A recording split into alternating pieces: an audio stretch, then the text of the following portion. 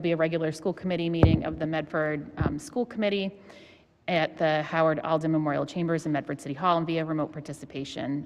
This meeting is being recorded.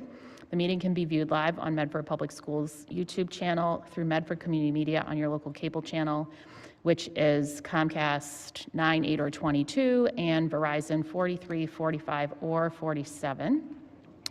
And participants can also log in by using the following Zoom link. The Zoom ID is 964-0316-5259. Member Rousseau, can you please call the roll? Member Graham.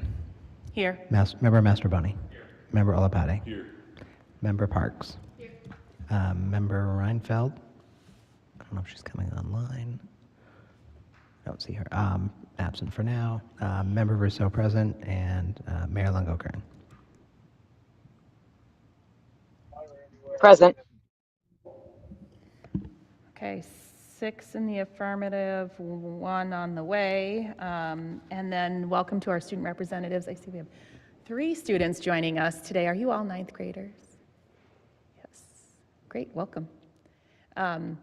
And we have Savannah and Leo, and I'm sorry, I don't know your name because we didn't get to meet. Lillian, nice to meet you. Welcome. So we have 3 student reps with us tonight. And we will move on to salute the flag. So all please rise. I pledge allegiance to the flag of the United States of America and to the republic for which it stands, one nation, under God, indivisible, with liberty and justice for all. Okay, next on our agenda, we have our consent agenda, which includes approval of bills and payrolls, approval of FY26 stabilization, a journal entry, which is 20871 for $1,085,549. That is stabilization money from our override. We have budget transfers, journal entry 20850 for $5,169.06, journal entry 20851 for $275, and journal entry 20852 for $800.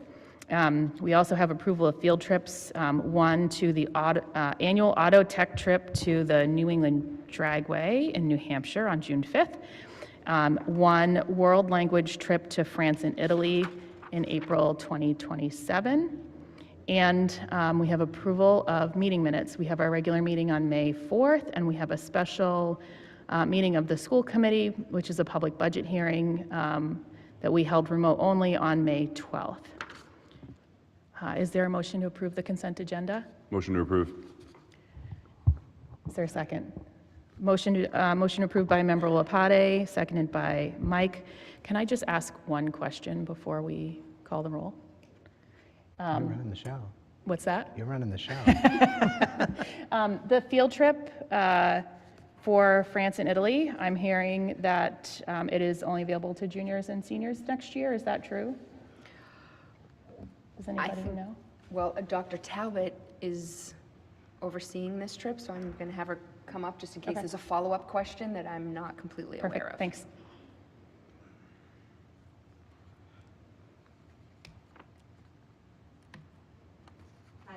Question? My question was about the field trip, and I'm hearing from students that only juniors and seniors will be invited to participate in this trip, which is a difference of policy than we have held in past field trips. This field trip is based on other field trips that do this kind of traveling. It's for retention and recruitment and celebration in multi-year world language study. So the original design of this field trip is that students have enough world language experience to be able to communicate in those countries. And so the initial bar is set at juniors and seniors, and then they'll take it from there. Okay, thanks. Yep. Thank you. Can you call the roll, Member Rousseau? Member Graham. Yes. Member Mastroboni. Yes. Member Olapade. Yes. Member Parks. Member Reinfeld is absent. Member Rousseau, yes. And Mayor Longo-Kern. Yes. 6 in the affirmative, 0 in the negative, 1 absent. The consent agenda is approved. We don't have any report of subcommittees. I will submit my report from strategic planning at our next meeting. And we'll move on to the report of the superintendent with the Mustang moment. Dr. Galusi. Thank you. Good evening. So tonight we have students from our career technical education programs. I know 4 are going to be highlighted, but I'm going to ask Director Fallon to come up and do a little overview, and he can introduce the first students.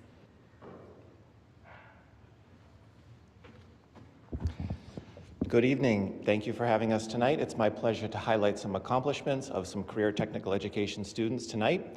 We have 4 seniors that are going to be graduating, and we have 1 junior. And I'd like to start with the electrical students and their teacher.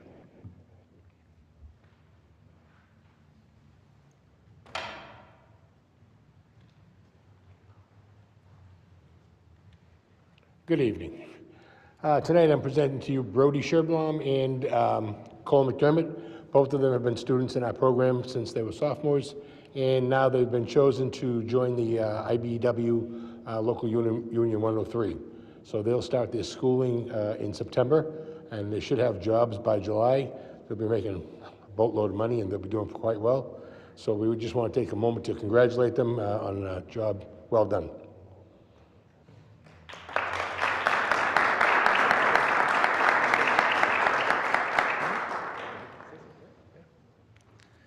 I'd just like to say thank you to Mr. Cormio. He's been a good teacher for the past 3 years. He got me to where I am right now, so thank you.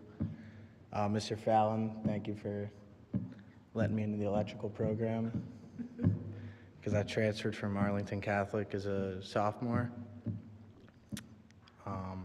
Very happy to start in June for the IBW 103. I'd like to thank the same people as well, Mr. Cormio and Mr. Fallon, for the opportunities we have at the VOC, and I'm also very excited to start here in July for the union. And I know it's about the students, but we do have a certain somebody who's retiring from the district after 19 years. How dare I? Mr. Cormio is going to be leaving us at the end of June, and I just want to publicly thank him for his service and dedication to the electrical program, where he was once a student, and I really appreciate what he's done for me when I came into Medford, as not knowing much about the community. He really helped kind of bring me into Medford. So thank you, Mr. Cormio, and congratulations to you.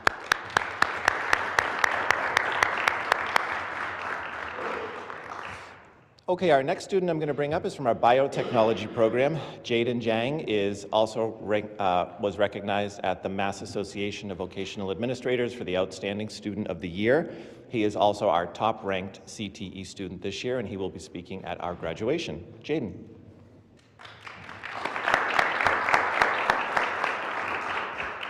Hello. I just wanted to talk about how I ended up getting here and the steps I took to reach where I am today. I originally joined the CTE program because I wanted to explore different opportunities. I didn't know what I'd do like after high school. And at first I thought I would go into a shop like automotive or electrical, but as I got through the exploratories, I ended up choosing biotech. And that's partly due to Mr. Rousseau. He's my biotech teacher, and he's a really funny guy, and I like the way he teaches. My other biotech teacher, Mr. Weigel, he helped push me to take a class at Bunker Hill, which I thought was a really nice experience because it helped me get to know what college would be like in the future, as well as just learn a few more things in biology. Oh, what is it? Where will you be attending in the fall? I'll be attending the UMass Boston Honors College in the fall, and I'll be majoring in biology.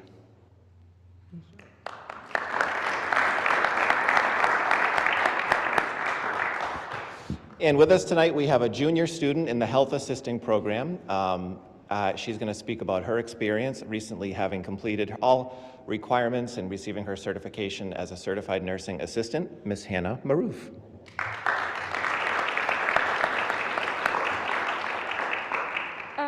Hi. I just wanted to say, like, thank you to Mr. Fallon and to Mr. Fimo and our new teacher, Miss Grover. I've been in shop since freshman year, and I 1000% did not think I was going to pick health assisting because, I mean, like, when I was little, I was always like, I'm going to cure cancer and I'm going to be a doctor, but, like, being in the shop shows me that, like, this is so hard. Like, grace to everybody who, like, is, like, in the healthcare field because it is a hard job.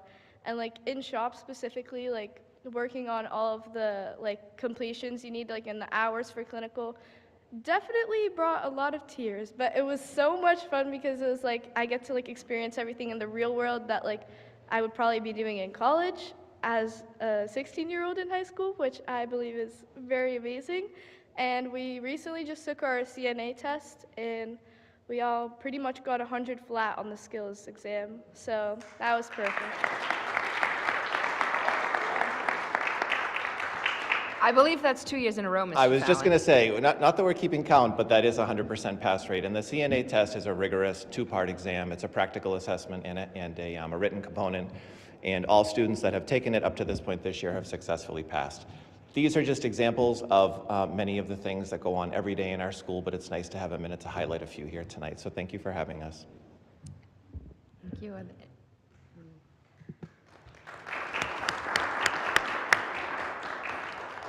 Are there any questions from the committee before we ask our students to come up and take a picture? Did I see a question? Erica? Sorry, Member Reinfeld. So one comment, which is, so a couple of us attended the Health Careers Signing Day at the school, and everything you talked about was what the featured speakers talked about. Were you at that ceremony as well? Yes. Excellent. Yeah, so it was really encouraging to see that what you're doing in school is really mirroring it. And I will say I worked at a cancer center for 10 years, and it takes a lot of people to find cures for cancer, right? Everyone works together, and that was one of the really wonderful things to see. And then speaking of working together, I was wondering in the biotech program, when I toured it, when I first joined the school committee, they were talking about the collaboration between the biotech and the auto mechanics. Did you get a chance to participate in that?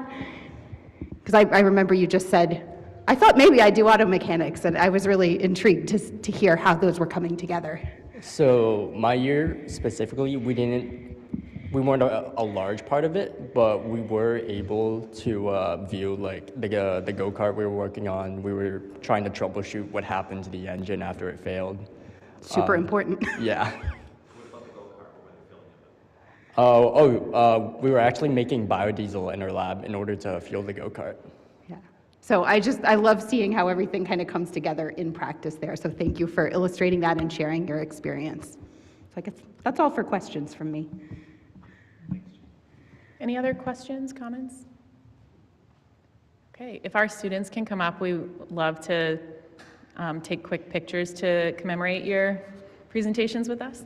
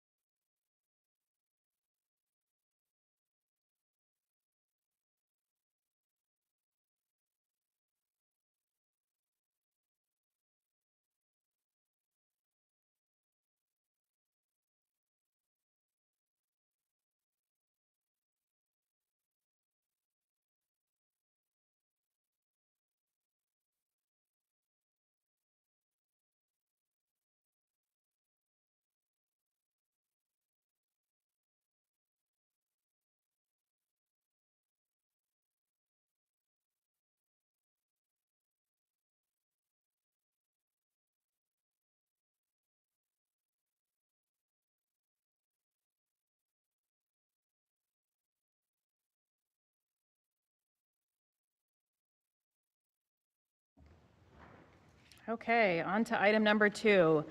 Recommendation to approve Medford Public Schools as a no school choice district. Dr. Galusi. Okay, thank you. So tonight, we're here to present the formal recommendation regarding our district's participation in the Commonwealth of Massachusetts External School Choice Program for the upcoming 26-27 school year. So under Massachusetts school law, every public school district is automatically mandated to participate in this external program and accept out-of-district students unless the local school committee takes an official vote to opt out of the program. Because of this framework, we must officially report the decision that's made here this evening to DESE, the Department of Elementary and Secondary Education, in June each year. So after careful consideration, we are here and looking at our operational capacity, our financial capacity. It is the school district's recommendation that the Medford School Committee vote not to participate in the school choice program for next year. By voting to opt out, we maintain a consistent historical position that Medford has held since this state program's inception, and our decision is rooted in operational and financial responsibility. Just to capture a little bit, if you remain in the program, the out-of-district students would receive a state baseline tuition, and these admissions also depend on availability that could introduce a little bit of an unexpected enrollment fluctuations across grade levels and/or buildings. And so historically, we have opted out of this to maintain local efforts around maximizing our resources, our time, and our instructional focus for Medford residents. And so therefore, we do recommend that we continue to opt out of the no school choice status. Motion to approve. Motion approved by Member Rousseau. Is there a second? By Member Second. Parks. Are there any questions from the committee before we call the roll? Okay, Member Rousseau, will you call the roll? Briefly. Oh, sorry, Member Mastrobuoni. So a vote yes on this is to vote to opt out. Correct. Understood. Thank you. Member Graham. Yes. Member Mastrobuoni. Yes. Member Olopati. Yes. Member Parks. Yes.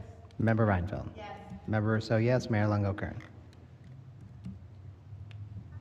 Yes. 7 in the affirmative, 0 in the negative, the motion passes.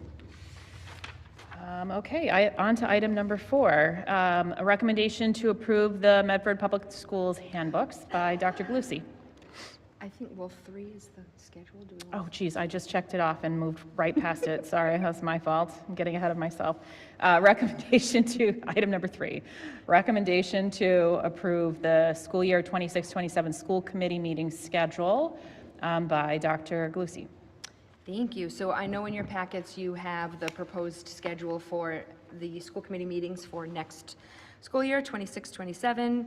We have typically followed pretty much the same type of routine and schedule. The only things I would call out is that in November, we are intentionally avoiding the Monday before Election Day, as sometimes that gets to be a little tricky.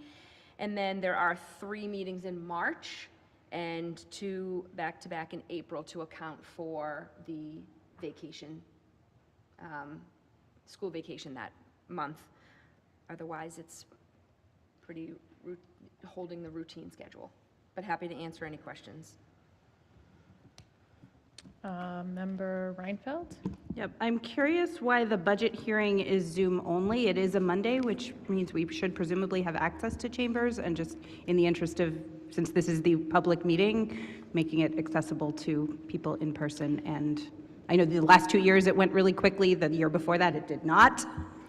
Yes, so to be honest, we are open to either way. One of the benefits that we felt this year to having it Zoom only were 2 distinct benefits. One was we did feel that it was maybe more accessible to be via Zoom, but also in full transparency, it was also just the length of time sometimes to be standing at the podium is a little bit easier for a presentation of the actual presenters. So I'm also open to maybe a format that provides a little bit more accessibility for the district employees.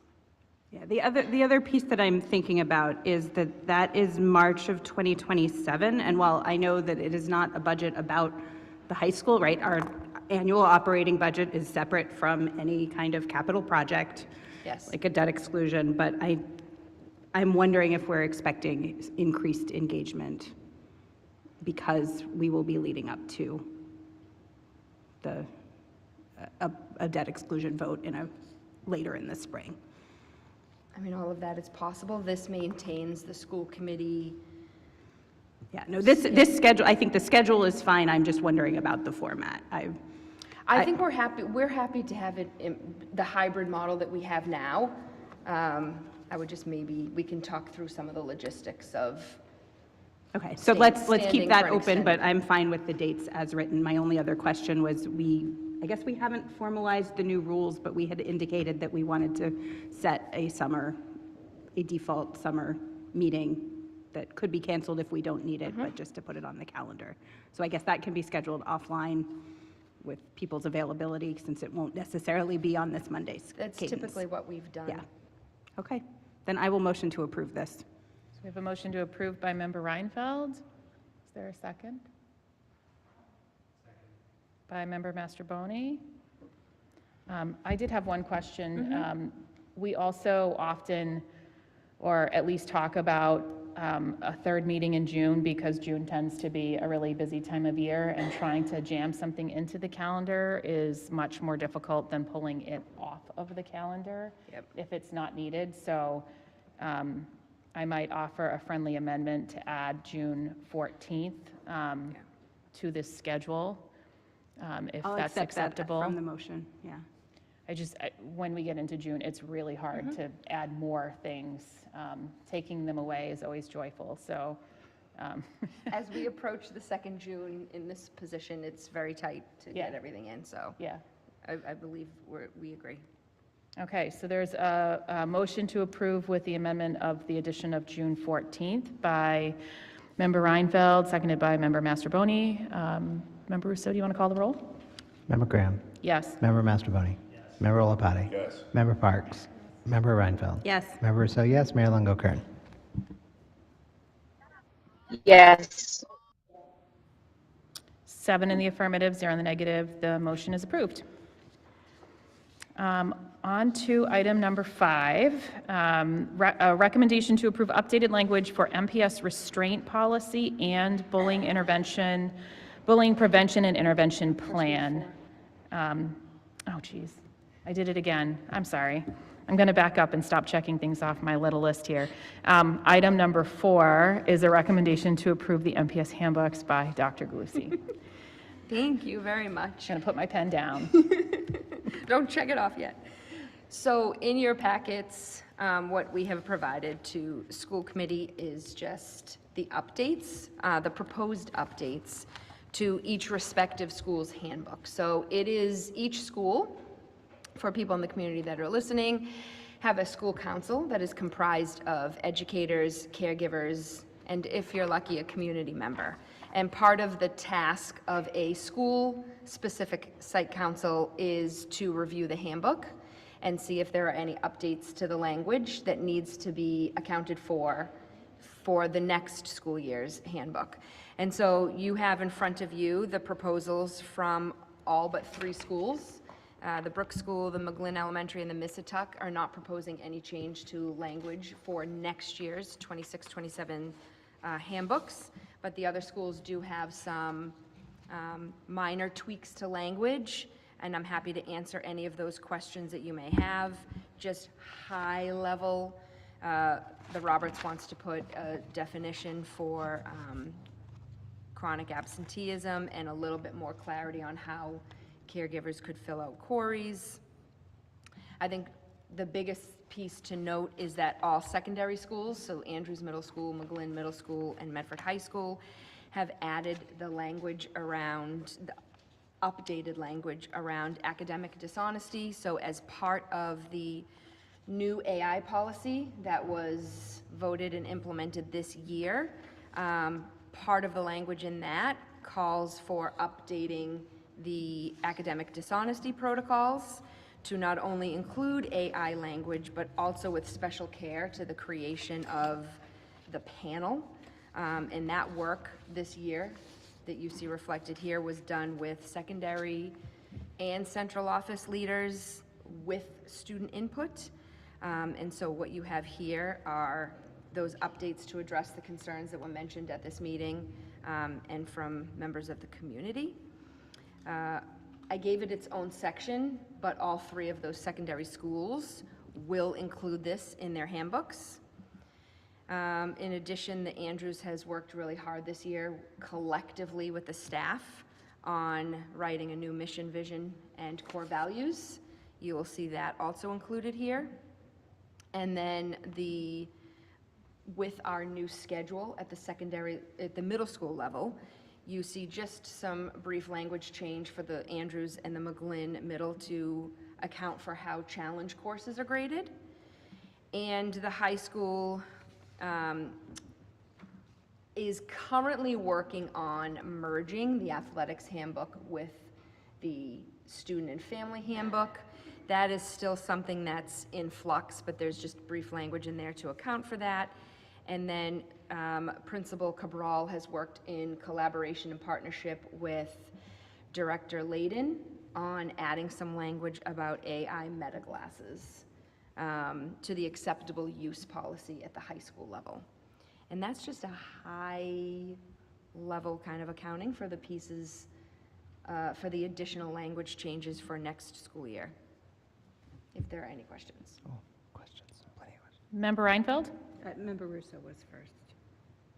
Okay, Member Rousseau? Thank you.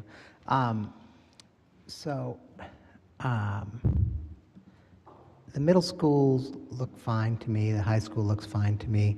The elementary schools, the number of places for which recess is taken away as punishment is a bit upsetting. It's in fact multiple places in each of them because of the consistency between them, of course. So I would be uncomfortable approving the elementary school ones till somebody takes a look at those. So I think the motion we need is to motion to approve them all, but I would certainly motion to, I'd rather have some more discussion before I take those off take them off the table. Member Reinfeld? Yes. So I'm really glad to see that the academic honesty panel language is coming in, and thank you to everyone who worked to figure out what that looks like. I think there are still some things that are not necessarily clear, whether the panel is, we don't say that it's people who have not been involved in the initial dispute, so we kind of don't know where that's going. Is it going to someone who is reviewing the potentially plagiarized content anonymously? Is it a face-to-face where the teacher who was questioning it is working with the principal to determine, like, who it needs? I think it needs to be clarified who is actually at the table, and because basically the academic dishonesty panel is an elevation of this couldn't be resolved in a one-to-one setting. So what does that look like? And I don't know if there's an appeal process for that, as there is for other escalated questions. So I think that was my big question about that. And then there is some inconsistency on the attendance policies. So our middle schools, the Andrews handbook says an absence is 4 hours. The high school says 3.5. Is that because the school day is different? The high school doesn't say anything about per period versus total hours. The McGlynn says 2 periods, 2 consecutive periods counts as a day. Andrews doesn't say that.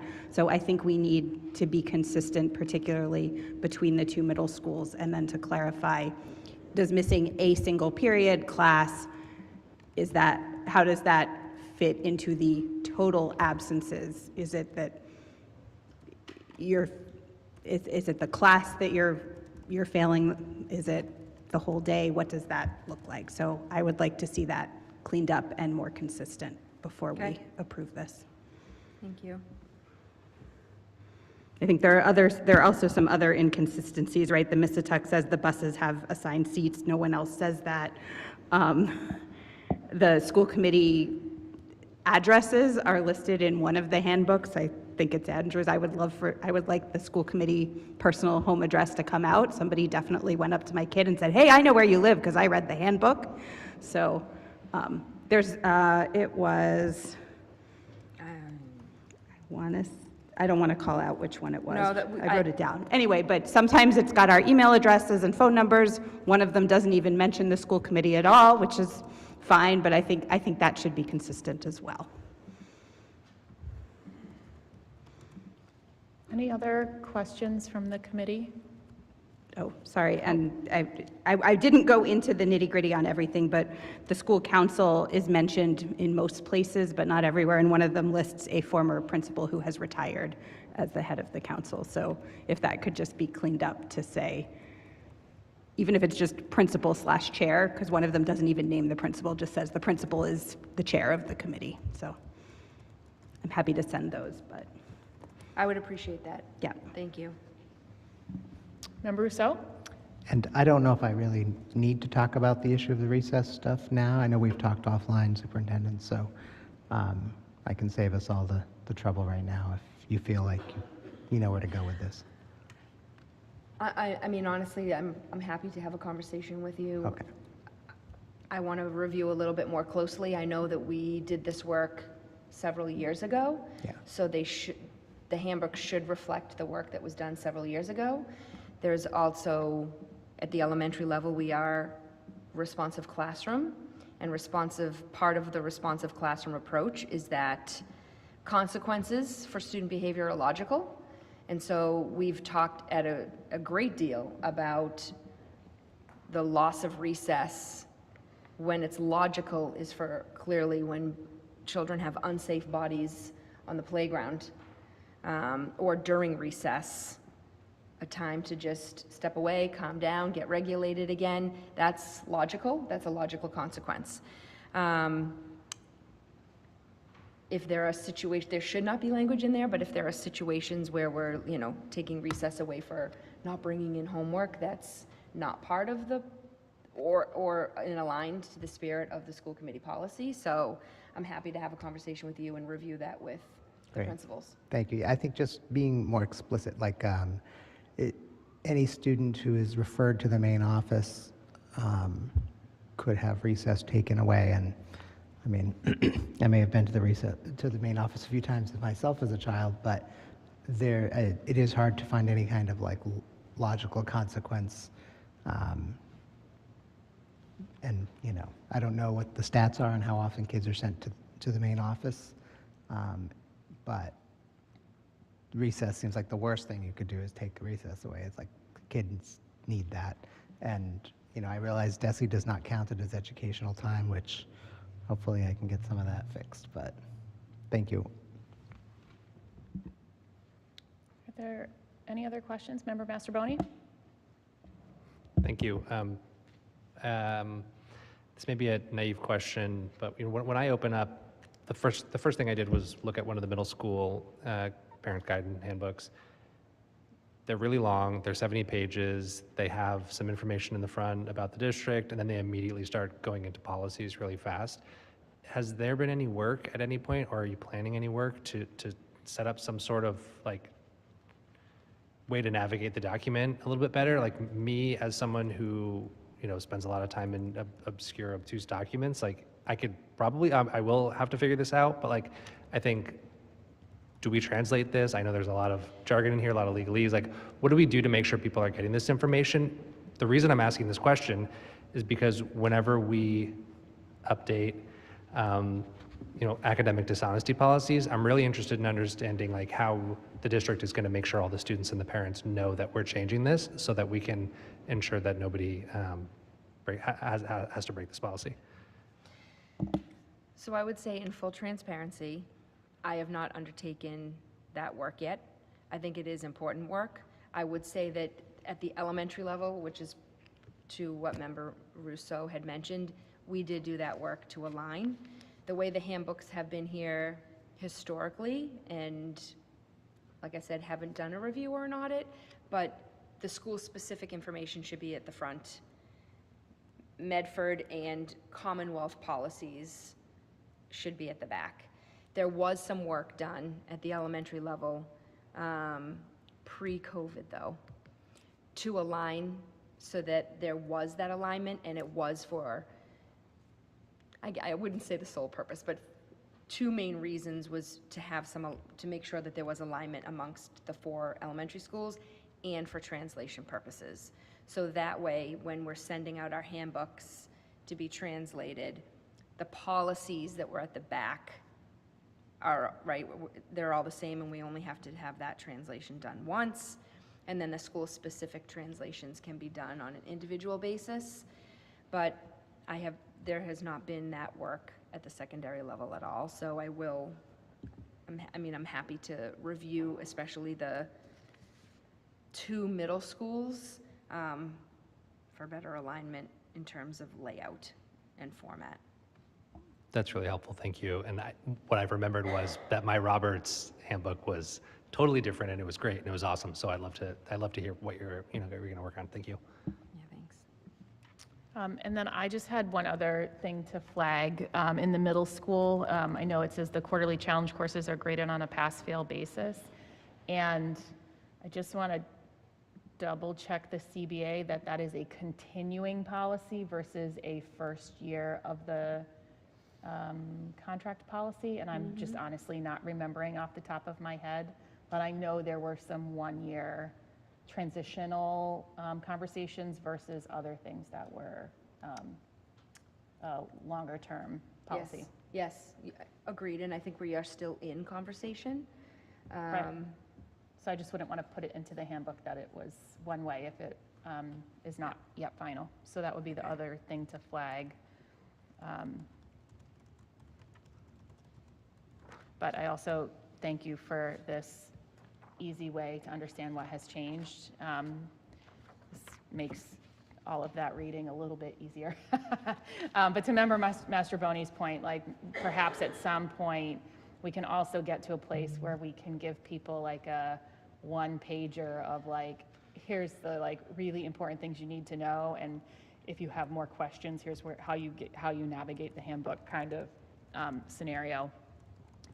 Because the handbook is really, I mean, to say that people read it before they sign off on it at the beginning of the year is like we're all kidding ourselves, but the handbook is there, and so the most important thing is that you know it's there and you can go find it if you have a question, which is good, but are there some salient things that would be useful for people to know right up front?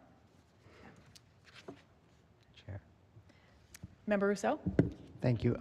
Member Mastroboni said something, and as well as Member Graham, the what changed thing that we have asked for as part of our policy, which is great, to reread the whole thing every year.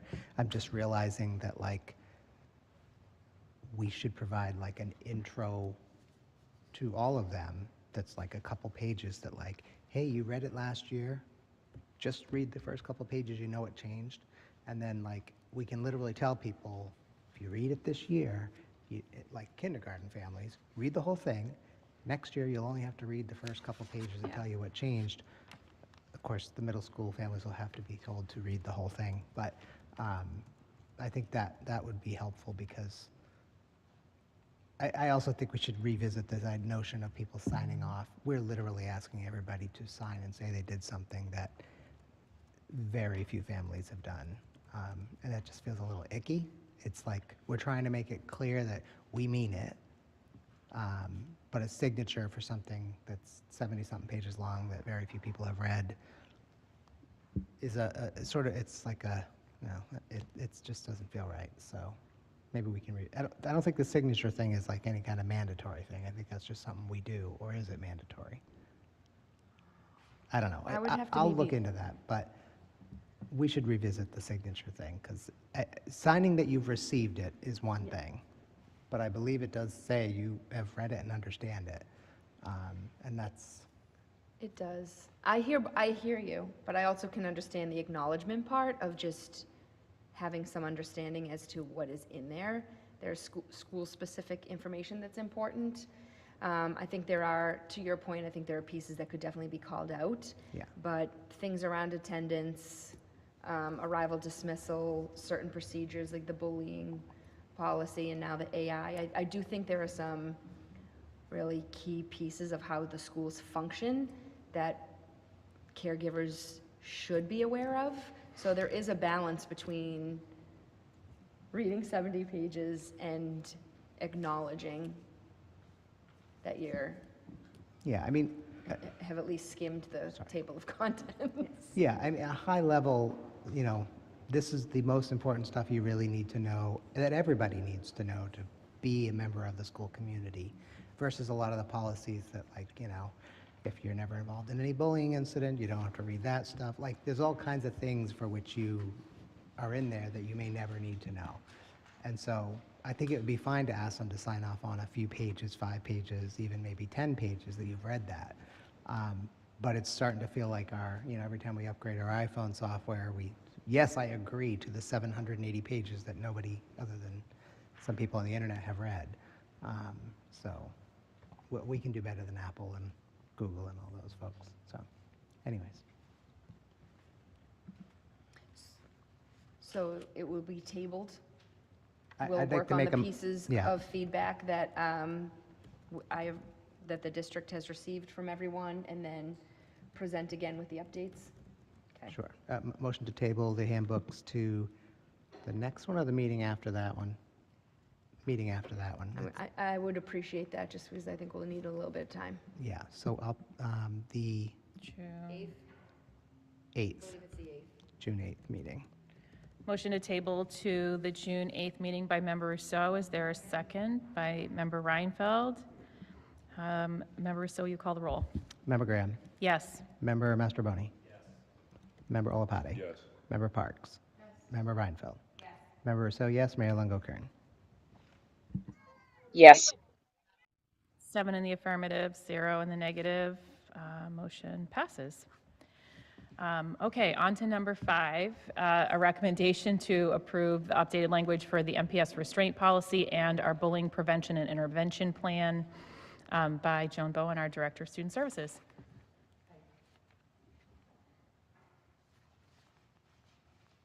Oh, hold on. Let's see if I can do that.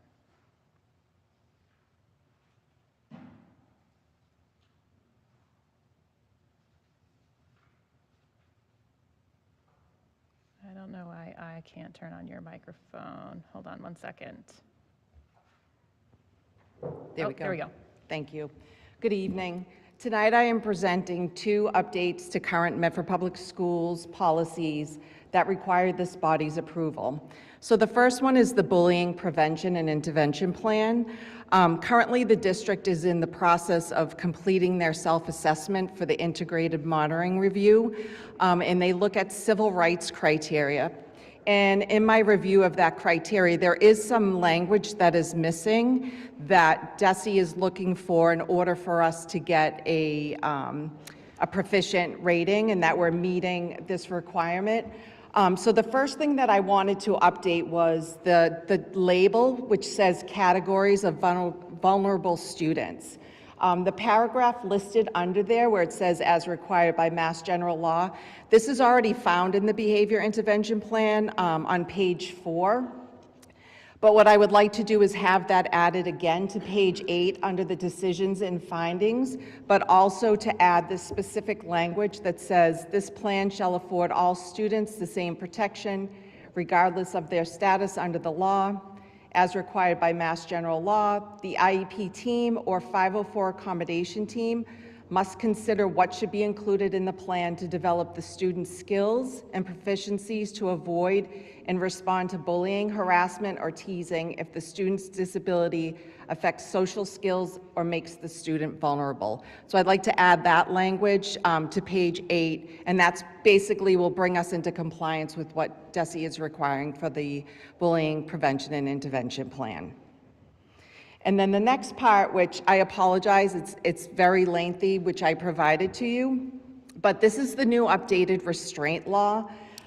There are revised restraint requirements. This update, which I've included in your packet, was drafted in reviewing the new regulations from DESE, but also we had our special education legal counsel provide us with some documents and some language to use when rolling this out. And this is coming out, it's effective August 17th of this year.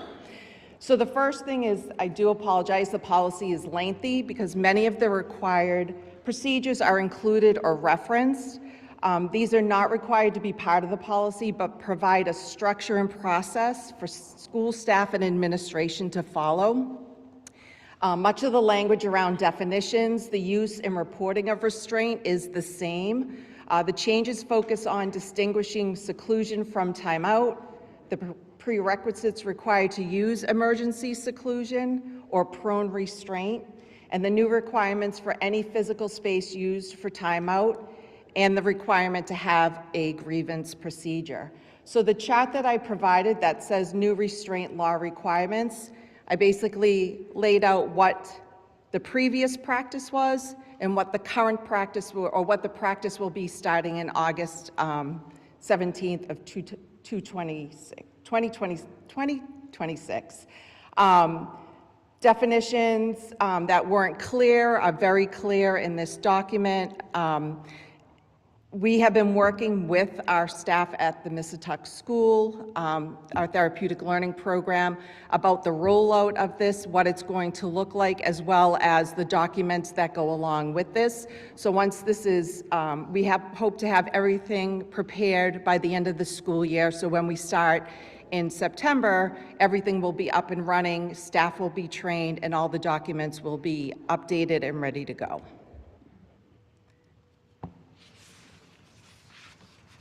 Member Parks? Thank you. I have just two questions about the new policy. One, can you clarify, and I know this is part of the law, how do you get parental consent if it can, for seclusion?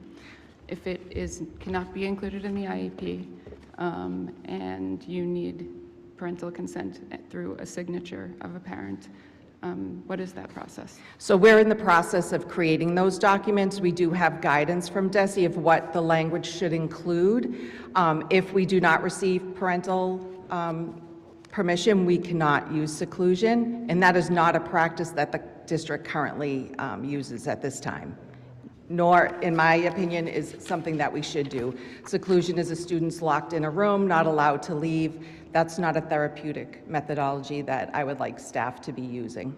Perfect. So then what have you been using currently at the Missatuck? So we currently have a timeout room, and we also have a sensory room. And at this time, sometimes students need a break and are given, adults provide them with that choice. Sometimes students are asking to take a break. They may go into the timeout room, but a lot of students are choosing the sensory room as well. And then once they're regulated, they're ready to go back to class, they return to class. Okay, thank you. And then my last question is, in terms of documenting timeout, I know it's not a requirement by the state to notify parents, similar to how it is a requirement for seclusion. I know it also says it's optional but recommended in our policy. Is there a way that we can kind of make that more of a norm or a actually required practice? So we do notify parents if that was to happen, but that's also one of the documents that we're looking at, and we are required to document the restraints and upload that to DESE on a yearly basis, and I have to review them all. I have to go through what, if we see the same student all the time, like that's a bigger discussion with staff about what we need to do differently for this student, but we will be notifying parents if this happens. Great, thank you. Yep. Are there any other questions? Member Reinfeld? Can you for the update to the bullying prevention and intervention policy, can you clarify the relationship between differentiating characteristics and disability, and this last sentence about the disability. The disability is one of the differentiating characteristics? Is that what's happening? I kind of see two sections, this categories of vulnerable students. So, yeah, so it could be one or more of those characteristics. So race, color, religion, homelessness, academic, it could be one of. Right, so how does that section, starting there and then ending with this plan shall afford all students the same protection regardless of their status under the law, how does that connect to the next section about developing skills and proficiencies if the disability affects social skills? So we have to, on the ed plan, there's a section that you have to look at the student's disability and if they're vulnerable to bullying and what a plan would be put into place for them. This is just ensuring that that process is being followed. So if a student. Would that be followed, would then that be followed if it were a differentiating characteristic that was not a disability? I don't believe so. I think this is based on a disability, and that's why the IEP or the 504 team is responding in that manner. I'm thinking of things like gender support plans and bullying support. I think this is specific to the. Okay, so these are just two separate paragraphs. But there would be protections put into place for any of those Okay, characteristics. it all reads as one paragraph, so I was trying to figure out how they connected, but they are in fact separate. Yeah, we could Okay. separate them. That would be helpful. I might have been the only one confused, but thank you. Are there any other questions?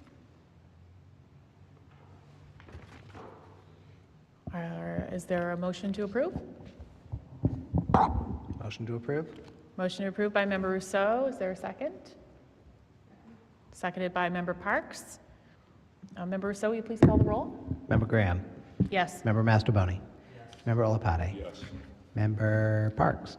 Yes. Member Reinfeld? Yes. Member Rousseau, yes. Mayor Longo-Kern? Yes.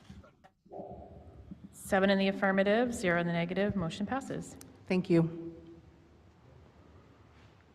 Okay, on to item number 6. We have an MSBA update, which will be a little bit of a tag team effort. Our project team is on Zoom if we have questions for them as well. But I just wanted to lead it off and let you all know that shortly after our last building committee meeting, we did receive feedback from the MSBA on our PDP submission. So I'm going to ask Dr. Galusi to talk a little bit about the feedback on the educational plan that we received, and then there's a handful of other things that I can address once she has done that, and our team is on the phone if we need them. Yes. Thank you, and just to clarify, this is an update about the educational plan, not the last meeting? Correct. Okay. So the district has been working diligently, collaboratively with school leaders as well as central office leaders to work through the comments that the MSBA gave us around the educational plan. A lot of the comments were specifically asking for enhanced clarification around how we intend to use the space, how we intend our schedule to run, how we intend to educate students in particular spaces. I would just say that a lot of the comments in partnership with Dr. Talbot, with Principal Cabral, as well as some of the directors, really just highlighted the educational shifts that we are making and that we are going to see implemented now as well as in a future building. Some of the comments also spoke to beyond the high school, some of the spaces that are currently in Medford High School that we need to, that we are accounting for. As we've highlighted several times, Medford High School is not only a comprehensive high school that includes currently 15 CTE programs, but will include 19 at the opening of this school, but it also has a lot of community-facing elements to it. We have our welcome center, our registration. We have our municipal daycare, Kids Corner that services our school employees, city employees, and some of our students as needed. We also have the Medford Family Network, housed right now at Medford High School. And some of the questions asked for some specificity around the reason for the co-location of our Welcome Center, which is our registration center, along with Medford Family Network. And pieces like that are quite easy to talk about.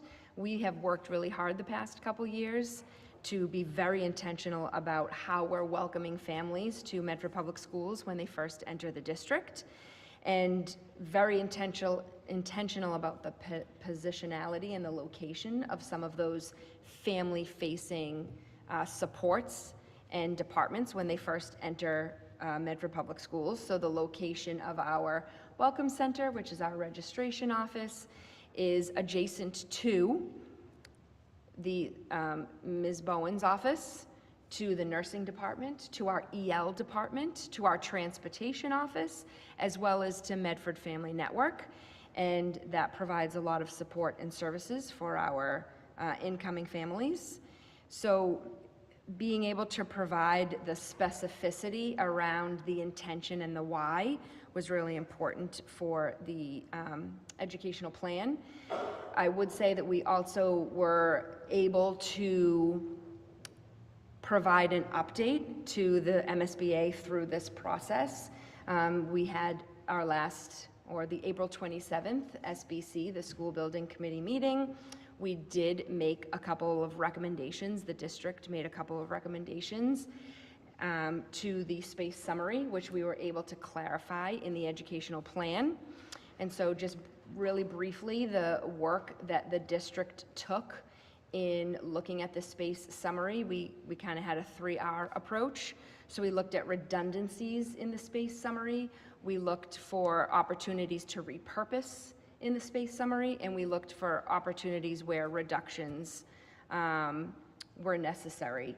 We wanted to make sure that our decisions were farthest away from students, and so we took an approach to really looking at reducing office space, because we're prioritizing collaboration, which means we are prioritizing conference rooms, which would be the vehicle to get work done, not maintaining private office space. We also took an approach to looking at what are the redundancies and what are the places that we could repurpose. We don't know necessarily what education is going to look like 25 years from now, 10 years from now, maybe even 50 years from now. So it's very important to have spaces that are going to be flexible and grow with the changing needs of the community. So looking at spaces in which we could be the most flexible to do that. Just a high-level example would be in the space summary. There were two maker spaces in the space summary. We felt that maintaining one for the purpose of what that is intended, but retitling it an innovation lab would serve the purpose of maintaining that space for flexibility, so that teachers could rent out that space, students could use that space. It could be used for a lot of project-based learning. It could be used for a lot of even clubs or enrichments or extracurriculars, and then taking the other maker space to use it as the digital photo lab. That also allowed for some flexibility so that we are maintaining the increase and expansion of our arts program, but we are also being very mindful of maybe reducing that space and being flexible with other spaces. If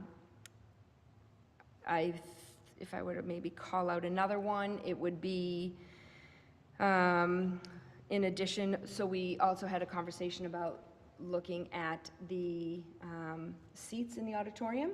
And so we have a range here of what MSBA will pay for and what would really be beneficial to our auditorium space. As we know, there are a lot of spaces across the city that are minimal.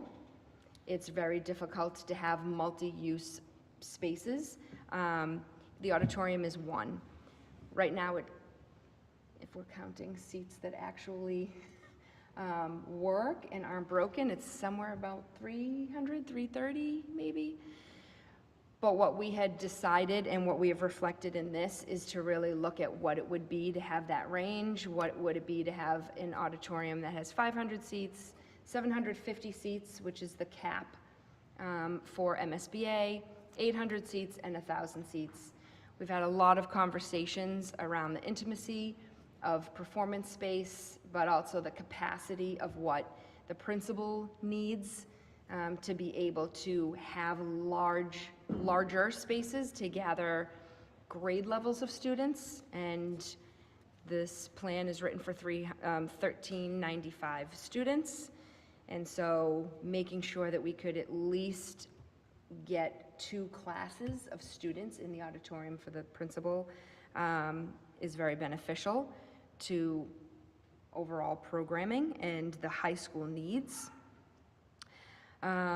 One thing I do want to call out, since this is, I mentioned it at the meeting, but it is a public meeting, and I do want to mention, because I think I made some confusing remarks in our recommendation, and I just want to call it out, that one of the things that was also listed in the space summary is we've asked for a review through this process for some of the CTE spaces. So right now, and this is part of the work, there are, within the shops, a lot of the shops call for bathrooms, dressing rooms, adjoining classroom space, as well as office space. So we are also in a review process with our project team to see if we need all 4 of those spaces in order to meet student needs. In addition to that, there are some toileting, there are some programs and some spaces in the space summary that call for individual toilets. One of the things we had conversations about internally was making sure that there are some of the specialized programs that maintain toilets within the classroom. For example, the project transition and the access classroom, it is very important for the functioning of those classrooms to have toilets or bathrooms within the programs. But some of our other programs, so long as there are adjacent bathrooms or toilets in what's called the grossing factor, but just in the hallway, is sufficient. We are not reducing accessible toilets. This was just kind of calling out specialized programming. I could probably talk for a very long time about the comments made and the updates that we've had in the past couple weeks, and happy to answer any questions specifically, or Member Graham, if you think I've left some key highlights out. On the ed plan, I think maybe 2 things to flag. One is the MSBA sends these comments in a letter, and we are preparing a response via that letter to them, which will go to them this week. And then as part of PSR, any of those comments will be fed into the ed plan, and that's likely to come back here for review and approval of the broader educational plan in its updated fashion that integrates all of these things going forward. So there's like a 2-part process there. One will go to MSBA this week, and we're on track. The project team and the district administration has been working on all of that.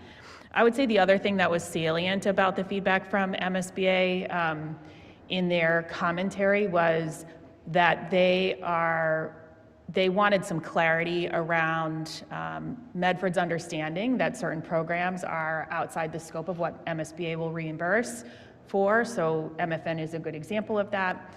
And so we just had to simply acknowledge, yes, we know that that is not something that would be eligible for reimbursement. But they also sort of framed that they wanted there to be clearer costing of some of those options, so that if you wanted to take a narrow view of what the project will cost, you could. So if you wanted to say, what does just 9 to 12 look like, right? You could do that in our next round of costing. So that sort of coincidentally was almost exactly what we outlined and approved at our building committee meeting in the middle of April anyway. So that was already sort of well in hand, and their feedback didn't have to interrupt the cost estimating that was going on, and will be shared with the building committee on Wednesday of this week. But just really an attempt to sort of clear to clearly outline, like, these are things that exist in the building today, these are things that are 9 to 12, these are things that are community-based programs, et cetera, just so that there's a little bit, it's just a little bit easier to like read and digest. And so the MSBA had very similar feedback to what the building committee voted on at our last meeting in April. And so that's already well in hand, and we'll talk about that. About parallel to all of this conversation, DCR made us aware of a deed restriction on the property that the project team was previously unaware of. And that deed restriction is a restriction for 999 years that restricts the city of Medford from building anything really but recreation and access roads on those pieces of property. Specifically, that deals with the back part of Edgerly Field and the football practice field down along this side of the building. We did share that out with the community at our community forum last week because it has made its way into the ether with lots of misinformation and speculation about what happens next. So we felt like we had to correct the record and make sure that the project team is really the source of information and input about that deed restriction. So yes, in fact, there is a deed restriction. Yes, in fact, it does impede 3 of the designs, and what we will review with the building committee on Wednesday night are some adjustments to the designs that would clear us of that restriction in whole. So we would not be, our timeline would not be impeded. Also, simultaneously, the state delegation has been super responsive and helpful, as has DCR, in understanding what options exist if we wanted to lift, move, replace the deed restriction in any way, shape, or form.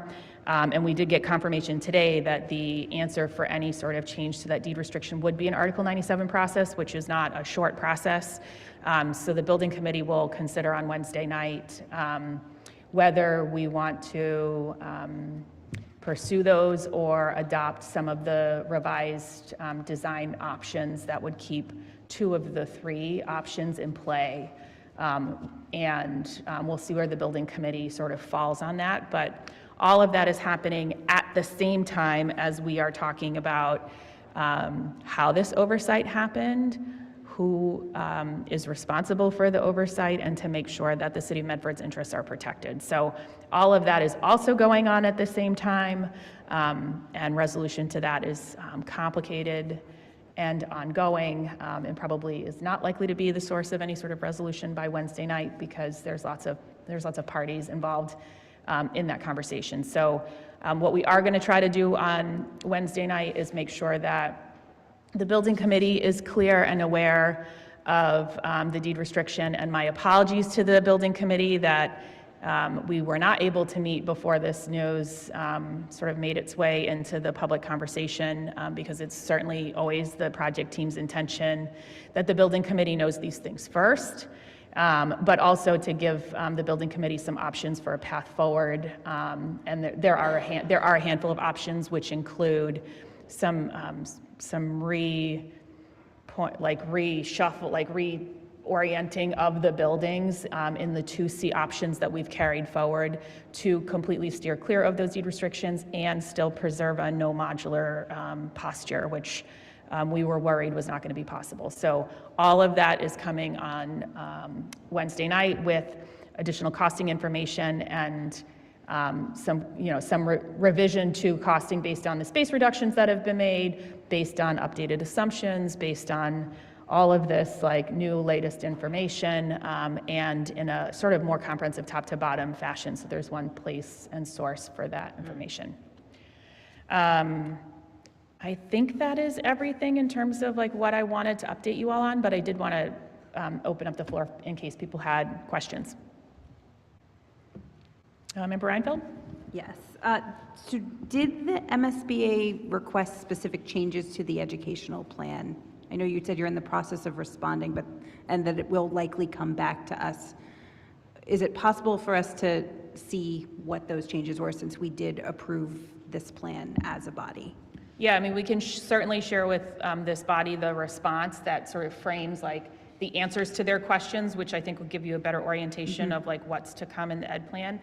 I wouldn't say that anything they did requested a change to the ed plan. That's Okay. really not the MSBA's like goal in any of this. They asked questions about things that were maybe unclear or newer, like our schedule is evolving, so they had questions about that. And I think the project team's opinion so far has been that like cleaning that up will change the ed plan in so much as it's clarifying, just like, here's where we were, here's where we are now, here's where we plan to be by the time we have a new high school. So that will change in the ed plan, but it's not, they didn't come back and say, Okay. we disagree with your ed plan. That's not the goal of their comments. The goal of their comments is more to make sure that the space matches the ed plan. And that the other thing that they had questions about was like Medford Academy, where Medford Academy is a new program. It's new since our statement of interest. It's new since our eligibility documents. And so I think they were seeking clarity around like, does this exist now? Or is it something you hope to do in the future, so we can answer that question? And then I think that will satisfy things. Seems totally reasonable. Yeah, the comments actually, overall, like I actually pulled Salem High School's documents to say, even for myself, like how does what we received compare to what other communities receive at this stage in the game? And it was very comparable. That's great. And I'm also actually very glad to hear that I really love that the building committee did this in the last meeting to say what are options A, B, C, D for the auditorium. So I know it's really hard to look at things in isolation but I think that's really helpful in thinking about, well, if we don't do this as part of this project, what does that mean and how does it affect what some other plan is, which I know is also hard to quantify, because if you're talking about renovating an old building and turning it into a preschool, like the toilets, like that retrofitting is not your typical, oh yes, just bringing it up to code. So I appreciate any ability we have to make those decisions. I do want to, on record, just express disappointment that this deed restriction got past that in that feasibility. It's upsetting that this wasn't caught, and we're moving on. That's the important part, but I just think it's important to say that it's really unfortunate because I think it caused a lot of consternation. And then my question around that is if the building committee recommends trying to get that lifted, does MSBA, does the process have a pause button that would allow for something like this, or no? I think we would have to be in conversation with the MSBA. They are aware of the deed restriction. As soon as we became aware of it, we let them know, which is what we're required to do.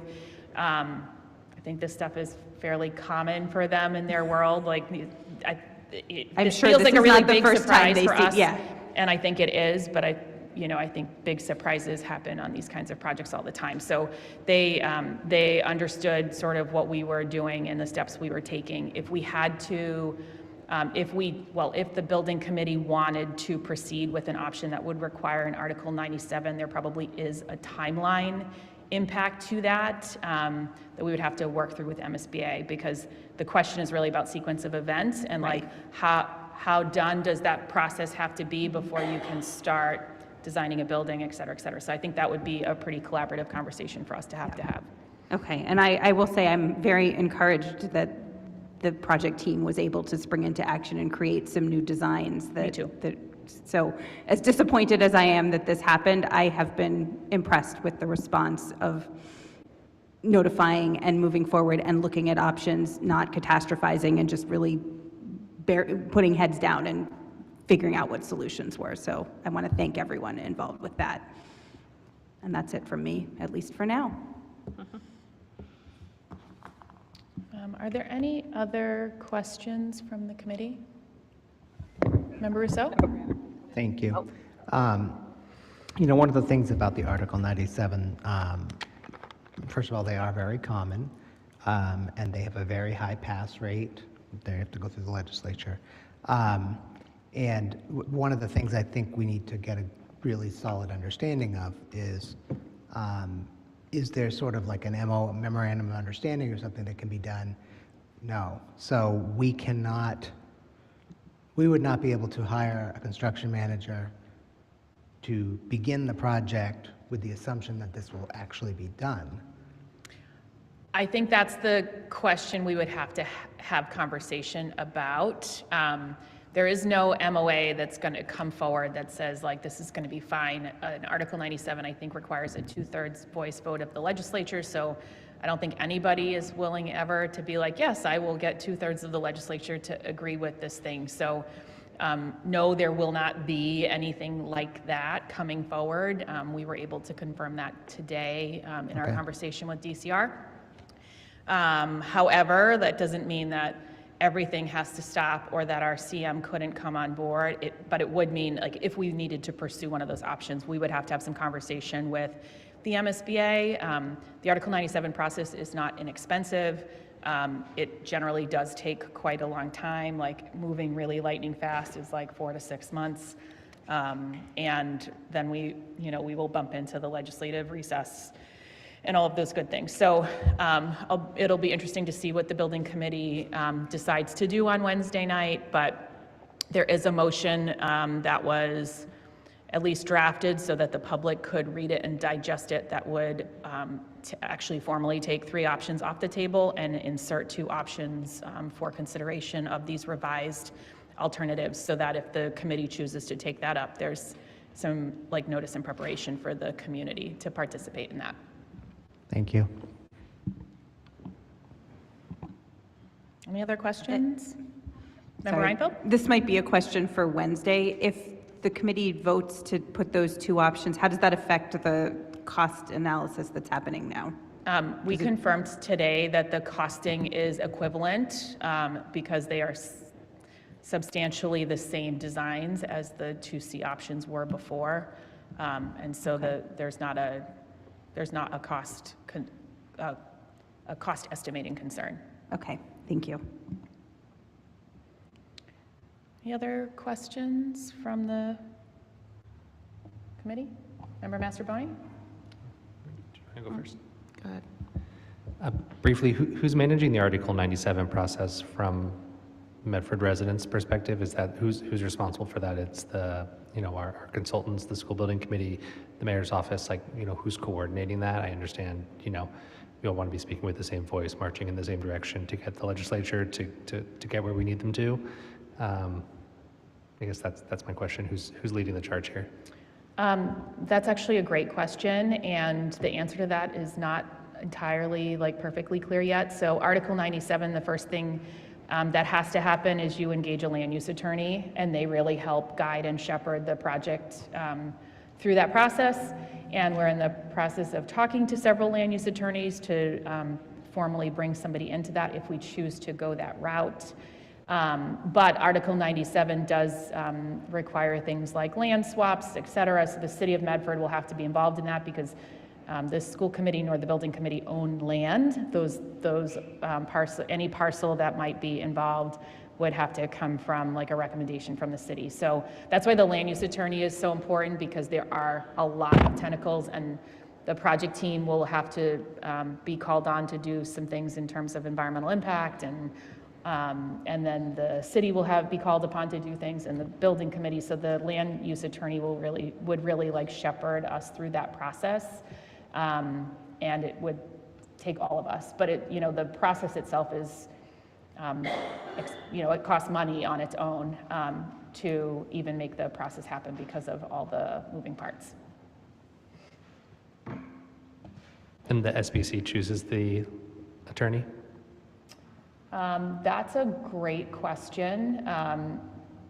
We would have to determine who the land use attorney works for and on behalf of.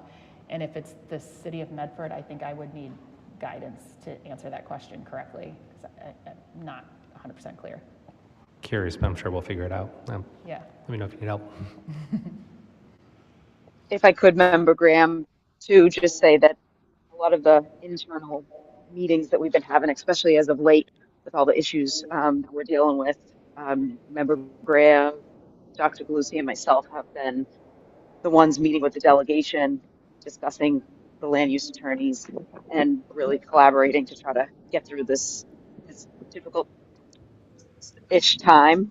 And then I just also want to add that the PDP feedback and the responses that our consultants are working on are being provided to the MSBC committee on Wednesday. So just ask that that be forwarded to the school committee so you also can read the full PDP responses from the MSBA if you'd like, or throw it into AI and get a summary generated for you, plus see the city's responses along with the school building committee. Yep, we can send that along. Member Parks? That actually was a little bit of my question, is would we be able to see those questions and responses? And you had mentioned Salem and looking at those. Is the project team also said that these are, in line with comments that they receive in terms of just asking for these clarifications and kind of basically dotting your I's, crossing your T's, and really reinforcing what is said in kind of a, yes, this is what we mean kind of manner, if that's what I heard correctly as you were saying? Yes, they have. I don't know if... and maybe that's better suited for Wednesday's meeting, but... They're on the call, so I'm sure they'd be happy to answer that. That's right. I don't know, Jen or Matt Rice, if you would like to take a answer at that question. Absolutely. This is Jen Carlson with Left Field. I'll start, and then Matt, if you want to add any color.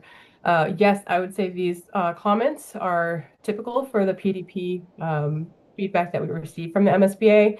At this stage, we typically see them looking to clarify the ed plan, since submitting with the PDP package is the first time that they're seeing the ed plan and reviewing it, to start asking some of their questions. All of the questions that we've seen in there are really in line with what we see across projects, looking for clarification on schedule and new programs, just as Dr. Galusi had outlined. Matt Rice. Yeah, I can also just add that we did share, Matt Rice with SMMA. I can add that we shared with Dr. Talbot and Dr. Galusi as we were going through sort of coordinating the process. The response comments that came from our Lexington High School project, our Wakefield Memorial High School project, and all the way back to our Waltham High School project. And I think those consistently showed that the comments that Medford received were very much in line with comments that the MSBA has made consistently throughout at this stage of the project development. So it was good to see that commonality, and I also appreciated hearing Jenny's comments about the Salem High School comments being in alignment as well. I think there's consistency in terms of how the MSBA is providing guidance and feedback here at this stage. Great, thank you. And then my second one with you all here on this, if you could confirm what my thinking would be in terms of the CM. This is kind of to respond to you, Member Russo's. The Article 97 and the CM at risk model would kind of be completely at odds with each other, because the CM at risk model coming in when there's so much unknown would really lead to a wildly out of touch costing from a CM at risk. Would that be kind of your thought process, or could they kind of help with that process in any way, shape, or form if they came in earlier? Do you mind if I respond to that, Member Graham? Yes, please do. All right. So we would, at this stage, if the SBC does decide to move forward with an Article 97 process, that process would be, a timeline for that process would be built out. We would, as Member Graham stated, we would be in close talks with the MSBA to make sure that timeline works out. The Article 97 process is at least a known concept and process that can be scheduled out. It would not be the first project that we worked on that an Article 97 process is happening while the CM is brought on during the tail end of schematic design for a project. In fact, it is it's helpful to get their early buy-in and involvement, so that they can weigh in on things that like around logistics and phasing of some of that work. And I'm sure SMMA, if you want to add any color, I'm sure you've seen the same. Yeah, no, Jen, I think that's an accurate description of sort of the value that the CM can add as part of the process if they were to come on board now. But it could also go in the other direction as well, and we could wait. I think we can be a little agnostic in terms of the CM at this point in the process. Thank you.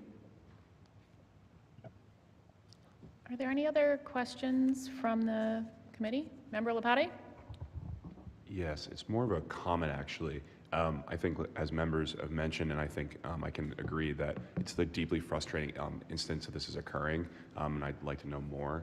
And as many have noted, like online, and Member Graham mentioned, there's a spread of unintentional misinformation or just misunderstanding about what's going on because we're learning about it all in real time. So I just implore members of the community, members of the building committee, just anyone who's interested to reach out to our team to better understand what's going on. We hold office hours, Left Field does on Fridays.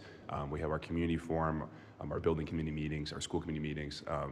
I just think it's a really important time, especially as we're going to move through this process and better understand what to do next. It's in our best interest as a community to stay committed to this work because it's deeply important to all of us individually and I think as a collective, and I just don't want us to fall into our more negative attitudes because I think that I'm feeling very frustrated just because this is very, very disappointing and it's many years of work that we've been putting in and to have it stalled like this is incredibly frustrating. So I think I just ask everyone stay together on this. So thank you.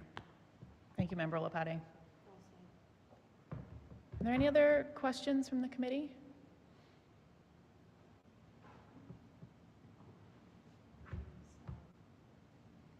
Okay. All right, well, we will be moving on. We don't have any continued business. We do have one item of new business offered by myself and Member Lepati. Whereas the Medford Public Schools Project Transition Program serves students ages 18 to 22 with disabilities and is intended to prepare them for employment, independence, and full participation in adult life. And whereas evidence-based transition practice shows access to meaningful community-based work experience is a key predictor of successful post-high school employment outcomes. Now therefore be it resolved that the Medford School Committee requests the superintendent and the administration to conduct a comprehensive assessment of the current project transition program and recommend improvements to assure alignment with best practices in transition services. Be it further resolved that this assessment shall evaluate the program's effectiveness in providing community-based real-world work experiences, including pathways to paid and competitive employment, supporting individualized student needs and transition planning aligned with student goals, tracking data on placements, paid employment, and post-exit outcomes, engaging students and families in planning and expectations. Be it further resolved that the administration shall present its findings, recommendations, including any proposed programmatic staffing or resource changes to the school committee by December 2026. And be it finally resolved that the Medford School Committee affirms its commitment to ensuring all students in the project transition program leave with the skills and experience necessary to successfully enter the workforce in adult life. Member Lepati and I have been working with some of our CPAC families for the last year or so.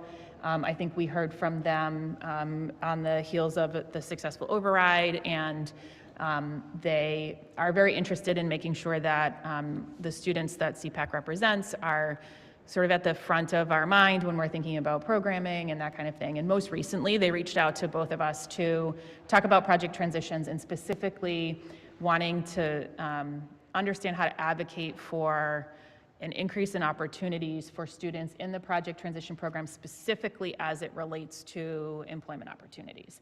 Member Lepati and I had a brief conversation, but really this work belongs with the administration.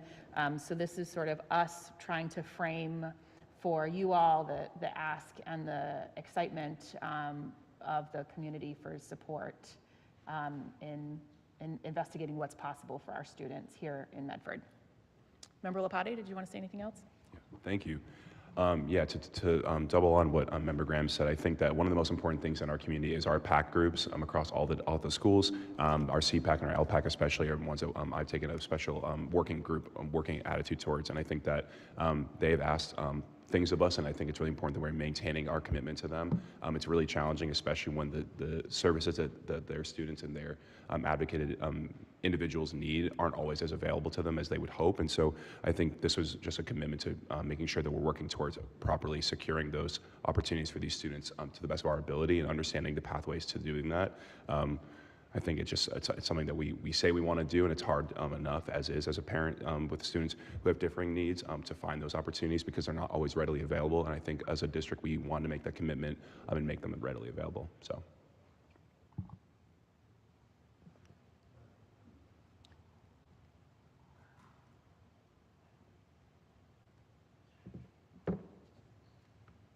I think we may have somebody in the waiting room of the Zoom that may want to speak on this issue. So I just want to give her a minute to get signed in. Is there any other, are there questions or comments from the committee?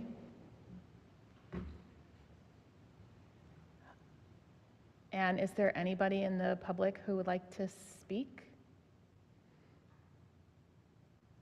Just to recap, we had some folks just joining us, and we reviewed the resolution that is on the school committee agenda, asking the administration to do an assessment of the project transition program and specifically the work that the program does around meaningful employment and job placement. If you would like to say something and you're on Zoom, you can just use the raise hand feature and then we can unmute you.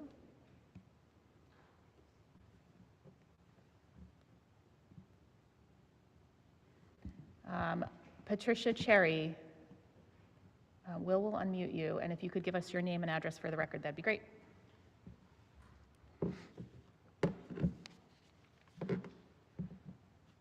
Sorry, I'm in the car. I'm having technical difficulties. Patricia Cherry, 20 Wellesley Street, Medford, Mass. Did you have a comment that you'd like to provide us? Well, what I would really like to express that myself and many of the parents in the city of Medford whose kids attend these programs or will be attending this program are very, what's the word? Not very happy with the support that this program receives. And I think that this is something that needs immediate attention, and it should be at the top of a priority list. So I just want to once again say, this is really, really important. We're doing meetings, we're trying to get things going, and we really need support in this area. It's been asked before, and some of the things that have taken place over the past 2 weeks with the jobs that, did not go to this program that we felt should have been offered to this program and would have been a benefit to this program, we weren't thought of. So that's basically my comment, is that I really, really, really need you guys to help with supporting this program. It's part of the Medford Public School System. Our kids deserve the same paths that every other child in the Medford Public School System gets. It should be no different. It shouldn't look any different, and it shouldn't have less support given to it. And that's all I have to say. Thank you for listening. Thank you, Patricia. Are there any other questions or comments about this resolution? Dr. Lucy? Thank you. I just wanted to mention, we of course are happy to do a review, look into this. I would say, I think even just for increased communication and awareness for this committee as well as the community would be very beneficial. I know for Project Transition there is a lot of work that's done to make sure that students are exposed, but engaging in the review I think will be very helpful, and happy to get that done by next December. I do know that Ms. Bowen with Ms. Clinton, one of the secondary special education coordinators, had this on their to-do list to begin in the fall. So it's kind of timely for us here in the district. But I think the clarity and greater detail will be important for the community. Great. Member Reinfeld? Yep, just, I think in hearing what Ms. Cherry had to say, I would be interested to know, as part of this, to understand how the school is working with city opportunities and explicitly what that relationship looks like. Yes, I do know that I don't want to speak for Ms. Bowen, and I don't know the intricacies, so this would be like a learning opportunity for me as well, but I do know that Medford does engage in Project Triangle. Medford has a dedicated position within Project Transition that does this job of working with students for opportunities within the community.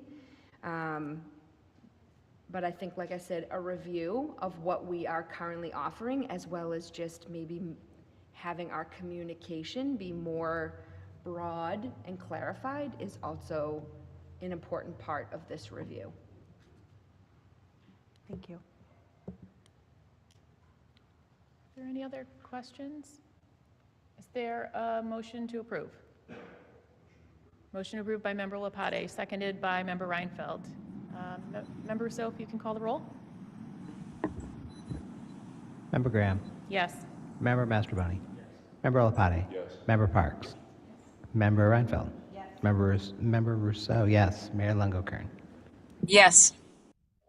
7 in the affirmative, 0 in the negative, motion passes. We do not have any requested reports, and we don't have any condolences this week.